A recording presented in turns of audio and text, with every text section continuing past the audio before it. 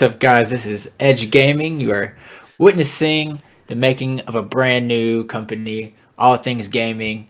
Of course, if you're not living on the edge, you're taking up too much space.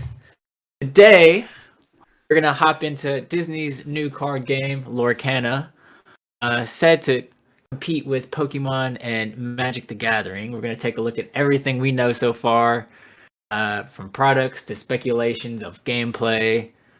Maybe even if you're a collector looking to invest, get a quick buck, we'll even try to help you there. So with me today is Josh, and then I'm Sean, and just gonna hop into it. Let's do it. All right, first we're gonna take a look at products that have been revealed so far, such as packs and gift sets. Disney has officially released this, showing various booster packs, a gift set featuring Hades and Mulan classic. Have some starter decks with Moana, Mickey, and Cruella and Gaston. And the last one has who's that? Sleeping Beauty and Simba. Yeah, Yes, Simba. that's I'm about Simba. to say Mufasa. But if you look on the No, Mufasa. right, that right side of each of the starter decks, you see those two symbols there. Oh, the symbols, there's six symbols total. And if you've ever played Magic the Gathering, you know that they have five different types of card colors in their card types, and each represents a style of play. So I'm guessing that's what Lorcana is also trying to do here. They have six colors. Well, not really colors, but inks. They're calling them inks, and use the inks as, I guess, the ways to play the cards. You have ruby, sapphire, emerald, amber, amethyst, and steel are these six card types here. So you can see, looks like Moana and Mickey are um, amber and amethyst. The middle there, Cruella and Gaston, emerald and ruby, and Sleeping Beauty and Simba are, what is that, sapphire and steel.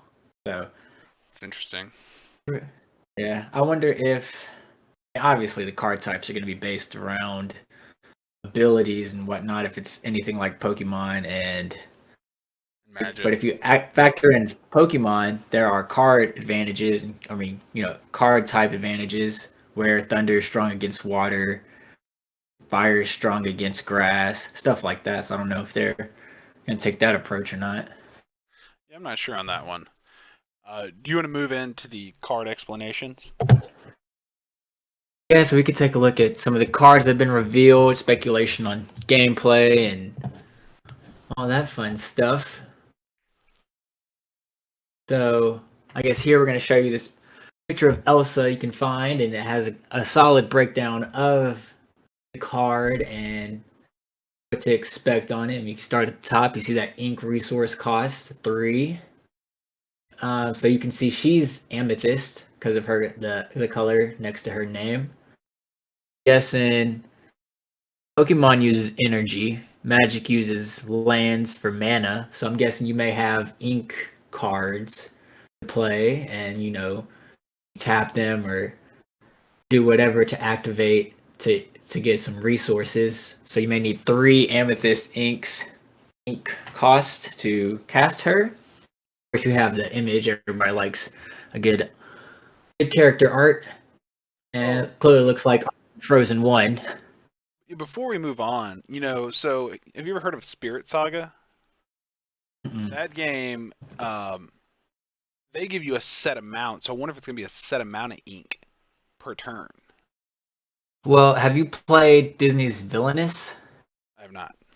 So in that game, you can earn energy points based on where you travel to, and you spend as much energy as you want per turn to cast cards. But Okay. the most you can earn in that game, from some of the sets, is 3 energy at one time. But of course, you have cards that can gain energy, but for the most part, it's you can earn 1, 2, or 3 energy points. So it may be similar to that. They maybe came out with Villainous as a test run for this game here. Possibility. So we got Possible. character name and version. So I think that's going to play a bigger role because I've, on some of the cards that have spoiled, it says you can play another character, the same character card on top of this one, which that may be similar to the effect we saw in Magic during were releasing all the like monsters where they what was it called? It can mutate, the mutate Yeah, effect. mutation. Yeah. I think it may be like that. So this is the Snow Queen version of Elsa, and of course there may be some other versions that come out in the near future. But of course you can see subtypes: Dreamborn, Hero, Queen, Sorcerer. We always know that can lead into some fun stuff. Oh, it's like, I have a Queen deck, right? Princess deck, Sorcerer deck. Possibility. Got attack and defense, classic. So there's gonna be some type of combat taking place. The type, I think type may be associated with their color, possibly. That's what I would assume. With the her amethyst ability. Yeah. I That's think what that's I would think. where that's gonna work. Ability, of course, you gotta have some type of ability. And this says freeze with the arrow. The arrow most likely means tap to activate, similar to magic, and exert chosen opposing character. In magic, exert means to tap, and that character does not untap during the next untap step. So they may be taking steps from magic, um, and adding it to this factor, and also steps from Pokemon, and they may be adding their own special flair. So interesting. I can see that. Of course you have your role play text, your just for fun, The maybe flavor add it to the text. story. Yeah, flavor text. Recreated by magical ink, Elsa found herself in an unfamiliar new world. Fortunately, ice works the same way everywhere.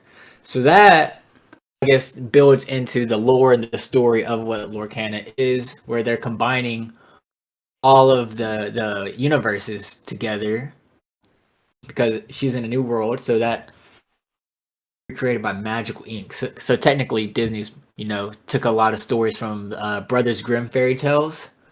So it could just be one of those fun lore type things. I mean, it's called Lorcana, right? Lore, and then Cana is a type of mystic arts, right? That is like Arcana. Yeah, there it is. There it Arcana is. is arts. So they're just combining storybooks with magic, essentially.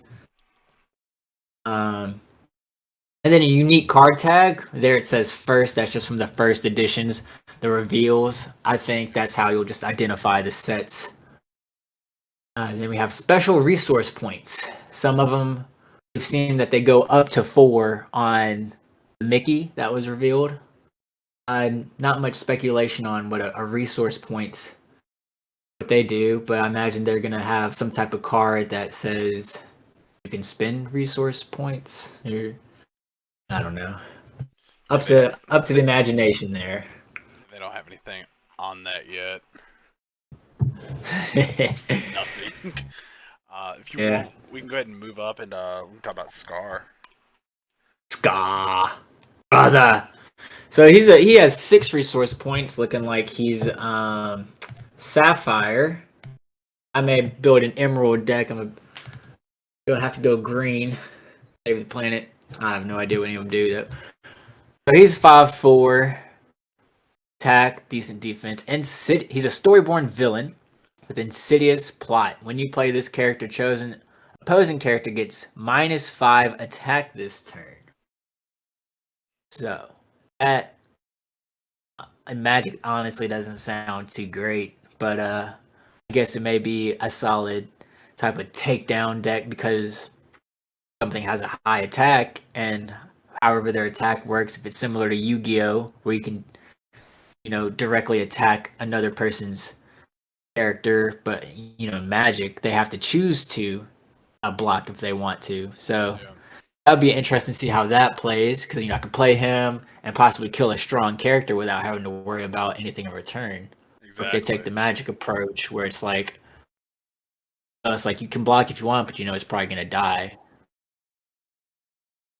You have a point there, yeah. So depending on how they go with it will depend whether or not this card is good or not. Scar Mastermind. The Next, best plans involve a little danger, just not for me. Boo. what's this next one? Healing Glow.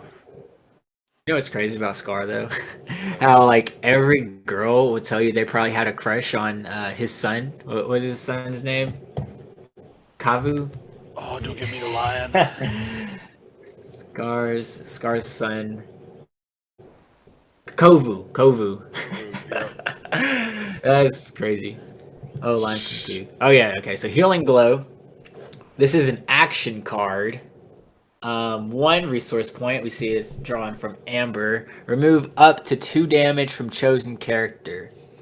So there's been speculation on if damage is permanent in this game, or if this is just sort of like in Magic, preventing 2 damage to save your character from dying. An action card, so obviously means it has probably a one-time use, while your heroes and villains are permanents. I'm gonna. This may be similar to, huh? Oh no, you're good. Go ahead. Go ahead. Uh, in the game Flesh and Blood, they actually have action cards similar to this, where it affects the chain of events during combat. This may be something similar, or it could just be like an instant sorcery type card from Magic. The way that it's worded to So, me, it makes me think that it's going to be like damage is going to be a permanent thing. Like it's not gonna go away yeah, after it could a be. turn. So that may be where the characters stack, where it says you can play this character on top of another version, where they can possibly combine attack and defense. You think? Or I yeah, think so. I think I don't so. know. Well, we just really like. Wow. They need to come out with some gameplay. That's what they need to do. Everybody can Well, see. it comes out August. They're just hyping it up. Let's see. The next one we got is the Magic Mirror. Magic Mirror, an item card. Wow. So this item card looks like it's a permanent. It doesn't look like it's a one-time thing. Yeah. This is an amethyst card. Tap 4. I'm guessing that would be 4 ink resource That's what I'm points to thinking. draw a card. So now it looks so. So these ink resources, they could be similar to Villainous, where you can get so many per turn, and you expend it how you want, or it could be Pokemon Magic, where it's just like set cards that you can play each turn to activate for Yeah. ability. But I feel like if it's that way, this is a pretty garbage card. If I had a card in Magic that would cost 2, but to play, and then 4 and tap to draw a card, Yeah, it's pretty that means bad. you can only draw 1 card off of it. You couldn't activate it multiple times. I feel like So that would be pretty bad. So if this is supposed to be a good card, I don't know why they would release a card that's not great, unless they're just releasing it because it's called Magic Mirror. So it makes me think that it may be just like you get so many ink resources per turn. I don't know. Possibility.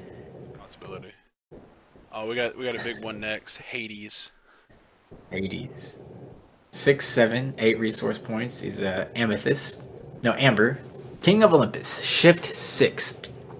So paying 6 ink resources to play this on top of one of your other characters named Hades. See, that's what I was talking about. So Yep. this is Hades, King of Olympus. So there's probably Hades, King of um, the Underworld, Floodborn, Villain, King, Deity. So it has to be various versions. And then Sinister Plot. This character gets 1 something for each. He probably gets an attack or defense for each other villain character named I would Hades, or imagine just each other so. villain character you have. So that's obviously going to be a strong card so far from what we see and from the gift set. Um, pretty cool, pretty cool. It's pretty cool. Oh, But we you, got Mulan's next. Imperial Soldier, Yeah. Storyborn Hero Princess from Ruby. During your turn, whenever this character banishes another character's challenge, your other character. Okay, so I've seen other things like this with a lad or a Mickey where it has evasive, where it says this character can't be challenged. So so that may actually be Yu-Gi-Oh style fighting, where your characters can challenge, so to speak, another enemy character to a fight. So where it's like I'll attack, your Hades with my Mulan or something, and if Mulan were to win in this instance, uh, something happens to your other characters this turn. It's cut off. I can't see it. You think they would put the whole card up so we could read the entire text? Sadly. Nah, Okay, I'll tell ruins you the what, fun. we can actually read all of this one though. Jumba. Who's it? Jumba Jumba. Yep. Obviously, a throwaway card has no active abilities. But who doesn't like Jumba? Created something? Ha! But that would be irresponsible and unethical. I would never ever make more than one, as he has over 600 experiments created. They're pretty cool. They're actually really creative if you ever watched the Lilo and Stitch series. One of them has like a baseball bat for a tail, and all he does is hit home runs.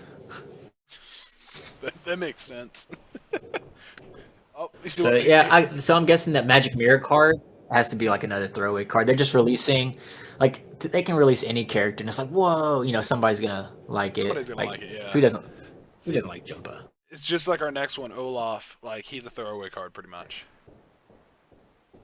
Well, the thing here is he has that title Ally as He one of his does. character types, as opposed to Jumba did not.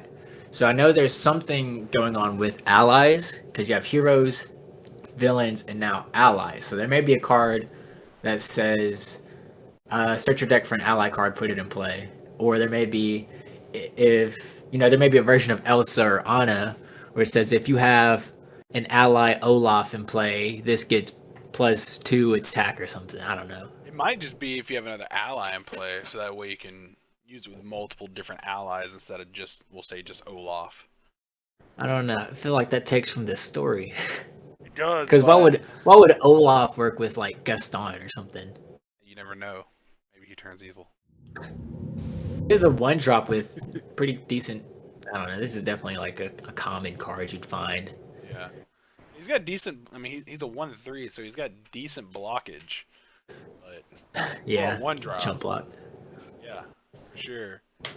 Hmm. See, the next one we got's Dragonfire. It's an action card. An action card. So 5 drop to banish chosen character. So a 5 drop to destroy or exile, essentially in Magic. It sounds good, but without knowing gameplay, it could be a high cost, or it could be like, wow, that's a good card. I don't know, because I mean, you basically take your turn to destroy another creature. So it may be, I don't know how the payoff would work. It varies. So It really, could be good. it really depends on the resources. If it's a set amount, or if you get more each Hmm. turn. Oh Right. boy, we got Robin Hood. He is up next. Robin Hood. One of the big spoilers came out D23, right? Was he even part of the D23 set? I don't believe so. No, yeah, he was. He was? All Okay. right. So Elsa was. So the part of the D23 was Captain Hook, Cruella de Vil, Stitch, Mickey Mouse, Maleficent, Robin Hood, and Elsa. So I think those may be some of the, you know, better cards to get. Um, but Robin Hood, 6 drop 4/4. He's a hero. Sapphire. Feed the poor. When you play this character, if an opponent has more cards in their hand than you, draw a card. So there's something we don't even know draw mechanics. We don't know if how many cards you start off the game with. I believe Yu-Gi-Oh was 5, Magic 7, Mhm. and of course you get a draw each turn. I imagine it's the same here, but having an instant card advantage to draw, but also good shot. During your turn, this character has evasive. they can challenge other characters with evasive. So that's where that comes into play. That I know this is probably Yu-Gi-Oh based attack, and you can choose who you want to attack. But if a card has evasive, you cannot challenge them unless we see here you also have evasive. I would agree with that. I would agree. But since Robin Hood only has evasive during your turn, we now know that he can be attacked by anybody, regardless if they have evasive or not. So I think that's going to be an interesting mechanic to play. Which we saw Mickey also has evasive. We're gonna probably get to him later on. Oh, or the other, the other, there's 6. Yeah, If we look at, Go ahead. you have all 7 of them up. Is that what you're seeing? Yeah, yeah. Okay, yeah. Captain Hook, the 1-drop 1/2 Challenger 2. When challenging, this character gets +2 attack. So if he's the one challenging, he becomes a 3/2. For a 1-drop, that's not bad. Heavy aggro. Villain. So, Pergoop. Cruella. A 1/3. You'll be sorry. When this character is challenged and banished, you may return chosen character to their player's hand. I'm guessing you sort of want her to die to get a character back into the hand. Because she's a low drop for 2, and if you look down, Mickey and Maleficent are 8 and 9 cost.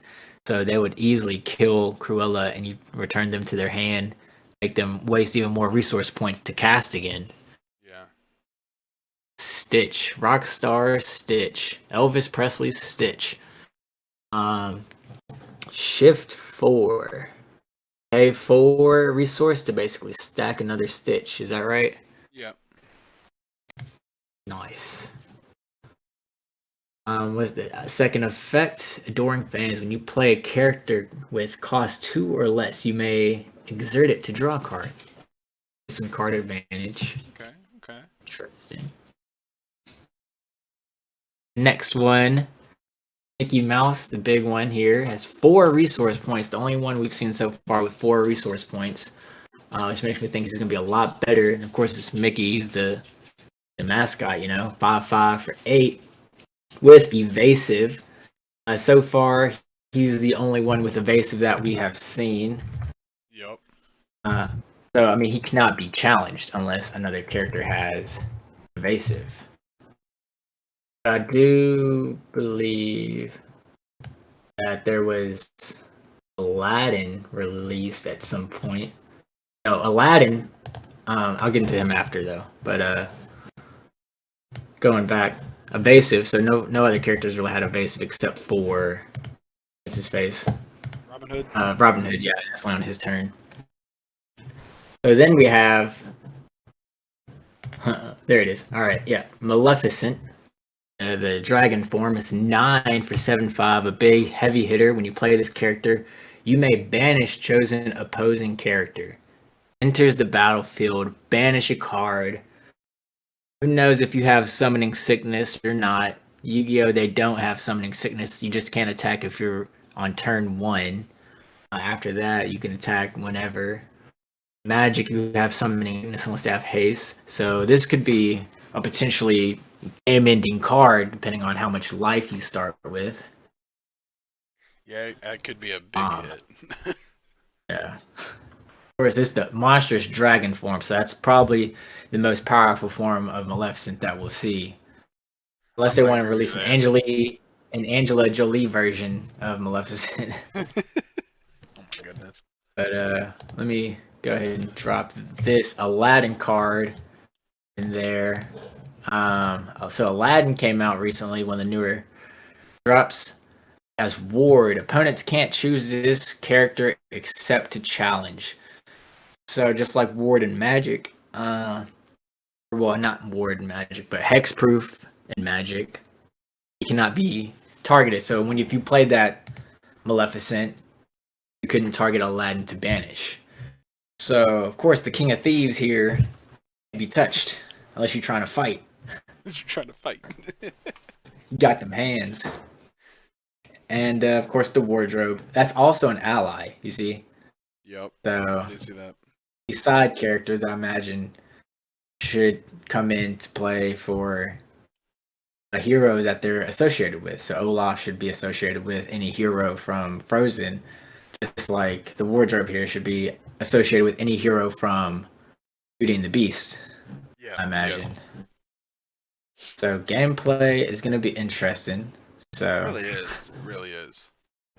See, seems unique draws from everything.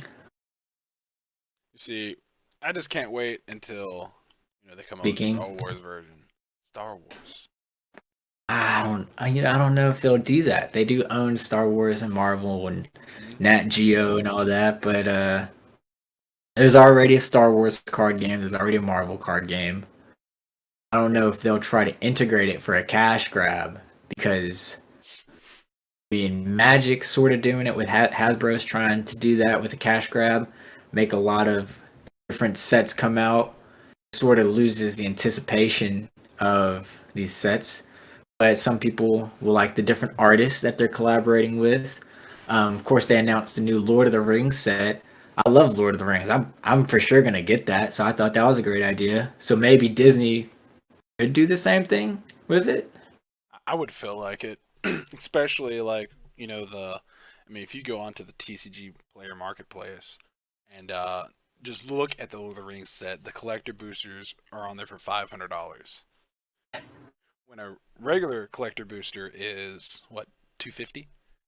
Well, Disney is also a multi-billion-dollar company, one of the biggest companies in the world right now. They own Right.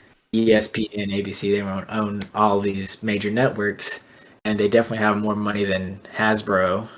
Um, That's for so I sure. don't know if they're gonna get as greedy with it, because we don't even have prices on packs and booster boxes, starter decks. We don't have any comparison for that yet.